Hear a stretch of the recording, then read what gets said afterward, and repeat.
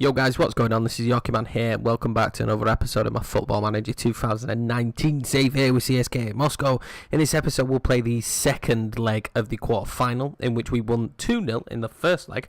So I'm pretty sure we should get through quite comfortably, hopefully. You would imagine. Spartak drew with Arsenal 2 as well, which is pretty decent for us. If Spartak get knocked out, it definitely bodes well for us moving forward. But, as per usual, we have just literally gone through the biggest winter. I mean, it's not done yet. There's still a few friendlies to go, but the winter period here in Russia, I mean, it's a long old slog, man. 2 months, but transfers are done. Business is done and dusted in terms of our mindset of what we wanted to do. We'll go through the transfers and take you through the fixtures, which is non-existent because there hasn't been any, and see how we're getting on. Right guys, so it's time for the transfer business, and this is pretty much it. We signed Danil. That's literally, guys, this is it. We signed Danil. He's a good midfielder. He's Russian. Rule number 1 in Russia: buy Russian. That's it, literally. Just buy Russian players.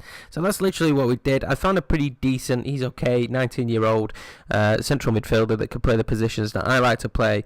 He'll play as the advanced playmaker or the deep line playmaker in the team. I'm more than happy with the signing, to be fair. He looks like he's pretty decent. His passing's quite good.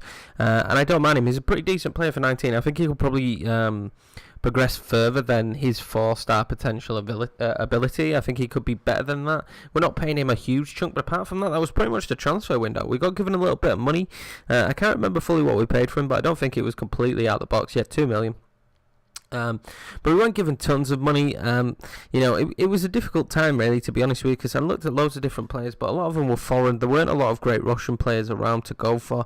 So it was just kind of like, I'm not just going to throw myself at any player just for the sake of making up the numbers. Let's think logical and sign players that make sense, and this guy seemed to make sense, and it helped to have another midfielder. In terms of players going out, I don't think we did much whatsoever. Now, as you can see here, we didn't really do much apart from Christian Bistrovic for 300k. Nothing was done. I mean, Dynamo Moscow, you could say they're a rival, but you know, there wasn't really much business to be done. There was a few players that I wouldn't have minded getting rid of, but there was just no deals out there that made sense. So I think season 1, as per usual, I find this in most saves on FM, is going to be very small time when it comes to any kind of transfers, which is absolutely fine, because hopefully financially we just stay stable and we look good then going in towards next season, and you know, maybe some Russian tycoon comes and takes us over at some point. That'd be awesome. So the schedule looks like this. Obviously the Zenit game was a live com, and then we've got the friendly. 2-0 win. That's pretty much it. There was a couple of friendlies booked in, but I wasn't overly interested in doing them all, keeping the players tired. We're going to play one more friendly before we play Rostov. So in the episode after this one, we'll probably come back, maybe Dynamo, maybe Rubin. I'll try and get a chunk of games in there, because this has been such a small update in terms of we've played no games, but we did have the youth intake. And this is our youth intake, our first youth intake. If you'll remember, these were all greyed out players, so these are actually the entire youth intake. As you can see, it's it's not great, is it? It's, you know, some of these guys are on £8 a week. I don't know why this guy warrants, because he's dreadful.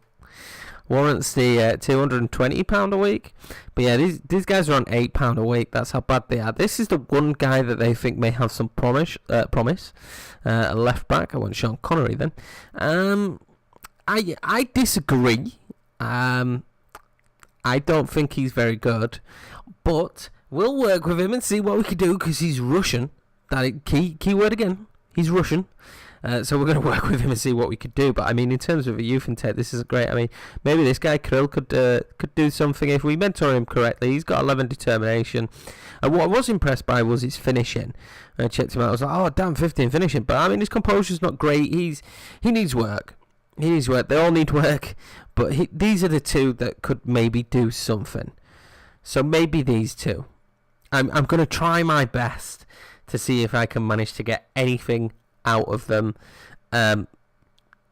We'll see what happens, but let's get into the game. Right guys, this is the team we're going to be running with. We're going with Falk on the right because Vlasic is injured. I know, it's really frustrating. He's out for 2 to 4 weeks as well, so he'll be injured for the at least the start of the next chunk of games. We're going to give Daniil his first game and see how he gets on. With us being 2-0 up, and we're at home, I'm fancying that we should be pretty strong in this cup competition, but you never know what will happen. Well, we could be honest and say team talks have gone a little bit better. The strikers seem to have reacted to that negatively. I mean, that didn't really fix it that much, did it? Let's see if we could do some damage control. Okay, we fixed one. 1 out of 2 ain't bad. Right, so we're set to key. We're ready to rock and roll. This should be a comfortable result for us.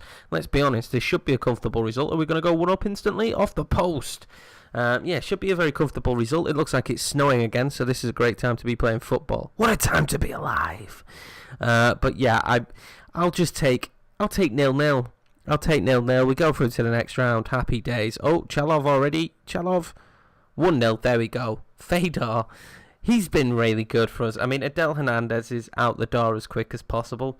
I told we're getting him out in this window, but it didn't make sense. It would have been short up front, and we couldn't really replace him. I'm happy to replace Adel Hernandez with a very good foreign striker. That's absolutely fine. It doesn't need to be another Russian striker, although I would love to go in for Smolov or Andrei Ivan. And I'm pretty sure he's Russian, if I remember correctly. I'm sure he's Russian, and Hernandez scores, but he's offside. It's fine. He's offside.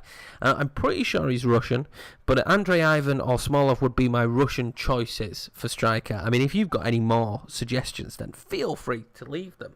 But yeah, they'd be my strikers. I'm not sure what we're going to get financially. I mean, as long as we finish in a good position in the league, I'm assuming we'll be well looked after. Let's get creative. Yeah, we'll be well looked after by the board, but I'm not really sure what kind of money you get here in Russia. Oh, Daniil loses outlet. That's not a good sign. And they put that completely wide. Wow, he blazed that well wide. We're absolutely outperforming them in every way, shape, or form in this game. Adel Hernandez. Magnusson. Yaka there. Come on, Daniil. Nice pass to Falk. Rasmus Falk. We have to tie Falk down to a new contract, a big contract as well, simply for the fact that he had a release clause, which I remember he wouldn't sign for me without it, and it wasn't a big release clause, and I think he's valued at like, oh, what a goal. I think he's valued at something like 10 million now, so to lose Rasmus Falk would have been really upsetting for like 5-6 million. I'd have been devastated, because as you all know, Rasmus Falk is the superstar of this save. He really is. Adel Hernandez, though, he's 6 goals this season. It isn't bad, is it? He's not performed badly. For me, he's a bit overpaid. He's a bit overpaid for what we're getting.